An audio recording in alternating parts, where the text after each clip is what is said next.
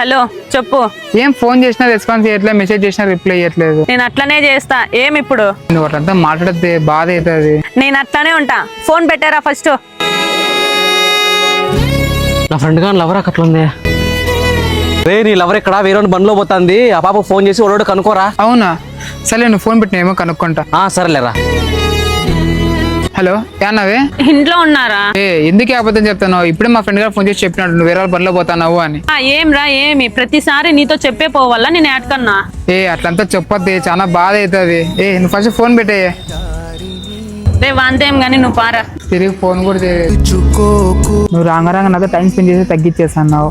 ఎక్కడంటే అక్కడ పోతున్నావు, అన్ని అబద్ధాలు చెప్తున్నావు. నేను ఇట్లనే ఉంటా. నీకు ఇష్టం ఉంటే ఉండు, లేకుంటే వదిలేసేయ్. ఒక నిమిషం రా.